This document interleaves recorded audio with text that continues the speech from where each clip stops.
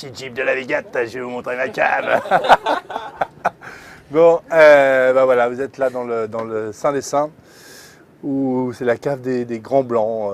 Bon, écoute, il y a plusieurs caves ici, on a la chance d'avoir tous les vins dans des casiers différents et des propriétaires différents. Alors là, il y a des choses que j'aime beaucoup. Déjà, le nom est très évocateur. Plus limon haché, je mets la main par hasard dessus, les pucelles. Permettez-moi de commencer par ça. Mais c'est vraiment un très très joli vin d'Amène Lefèvre. Puis il y en a plein. Alors c'est un bonheur de se promener ici parce que on va d'étiquette en étiquette, de casier en casier, de bouteille en bouteille et on chemine un petit peu partout et c'est très évocateur tous ces jolis noms là. Vous avez Meursault de chez Coche du Riz, des vins aussi plus modestes comme ce Saint-Véran mais qui est formidable. On n'a pas que des grands noms mais on n'a que des grands vins, même quand ils sont petits, ils sont très bons. Venez, je vais vous faire découvrir un petit peu par là. Alors là, il y a quelques trésors. Là, en Moirachet 2002, des Comtes Lafont. Alors ça, c'est un immense trésor. Déjà, ce sont d'immenses vignerons. Ils ont très peu de vin. Et ils ont beaucoup de demandes. Donc, il faut se battre pour leur arracher quelques bouteilles, 6 bouteilles par-ci, par-là. Je ne vais pas dire que quand on les vend, on n'est pas content, mais quand on les vend, on arrache un petit peu d'une partie de notre...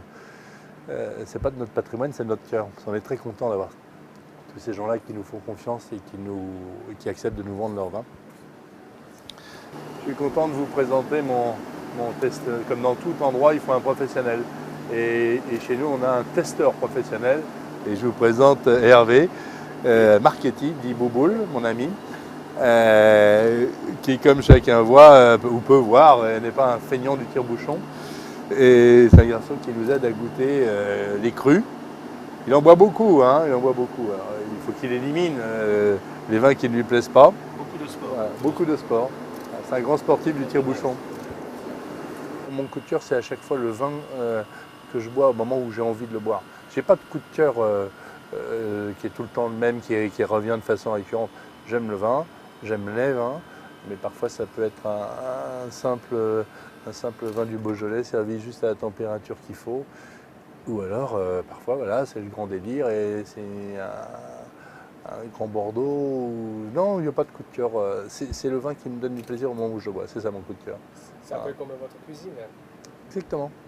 Il y a un rapprochement. J'ai pas une ligne conductrice. J'ai des plaisirs qui viennent au fur et à mesure de ce que je goûte à la fois dans le vin et dans les plats. Voilà. Et le champagne, c'est un vin comme chacun sait, un vin de fête, un vin de plaisir. Je trouve qu'on le boit un peu trop facilement maintenant parce que c'est vrai, dans la restauration, on sert beaucoup de champagne à la coupe, ce qui ne se faisait pratiquement pas dans le temps. Mais il y a encore des bouteilles qui sont vraiment somptueuses. Il y a un champagne dont le nom est très évocateur, Amour de Deutz. Très joli champagne qui est là. Et qui est une bouteille un petit peu magique. Vous allez voir pourquoi. D'une part, l'habillage est magnifique. C'est une bouteille très élégante. Très élégante. Et puis moi, j'aime le champagne qui laisse passer la lumière comme ça.